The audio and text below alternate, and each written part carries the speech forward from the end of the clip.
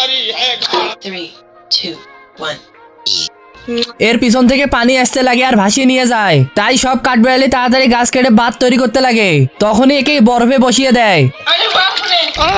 তারপর তার দাঁত দিয়ে গাছ কাটতে লাগে। কিন্তু গাছে থাকা বাসায় কিছু ডিম ছিল, যেখান থেকে বাচ্চা বেড়ায় প্যারাশুট নিয়ে। এই কাঠবিড়ালি কুড়াল দিয়ে কাটে গাছকে, কিন্তু কুড়ালের ব্লেডের ধার ছিল না।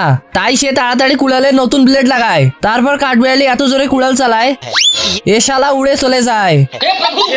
কাঠবিড়ালি এবার ফুটো দিয়ে বেরিয়ে আসে আর গিয়ে কাজে লেগে পড়ে। কিন্তু কুত্তা এই গাছটাকে বাঁচিয়ে নেয়। আমার আসল পরিচয় পাইলে তুই খারায় মুইতা দিবি, বহনের টাইম পাবি না। কিন্তু সে তো আসলে এই হাড্ডির জন্য তাকে থামায়। তারপর সে তার কাজ করে, কিন্তু তখন অন্য কেউ ওই গাছটি কাটতে লাগে। এই কাঠবিড়ালি যেখানে যায় সেখানে কেউ না কেউ কুড়াল চালাতে লাগে। তারপরে সে বড় কাঠবিড়ালি সাহায্য করতে লাগে।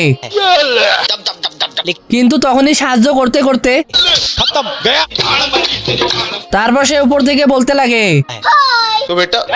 শালা দৌড়ে এসে বিদ্যুতের খুঁটিকে গাছ মনে করে কেটে দেয়।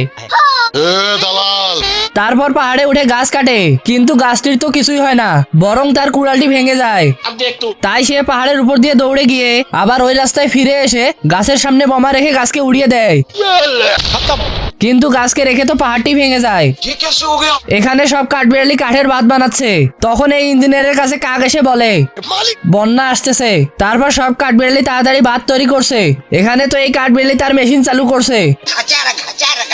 তখনই মেশিন চালু হয়ে যায় আর পকেট থেকে বিপজ্জনক উই পোকা বের করে যে তার পাছা দিয়ে গাছকে কেটে দেয়। এইটাও সম্ভব। কিন্তু যখন গাছকে নিয়ে যাচ্ছিল, তারপর তো কাঠবিড়ালি গাছকে ছাতা বানিয়ে দেয়। তারপরে ধীরে ধীরে ল্যান্ড করে, কিন্তু তার পিছন থেকে পানি আসতে লাগে। তাই সে গাছকে উঠিয়ে দৌড়াতে লাগে, কারণ বাঁধে একটা কাঠ কম হয়ে যায়।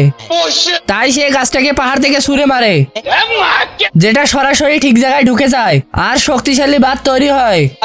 তাতে আমার বাল ছেঁড়া গেল।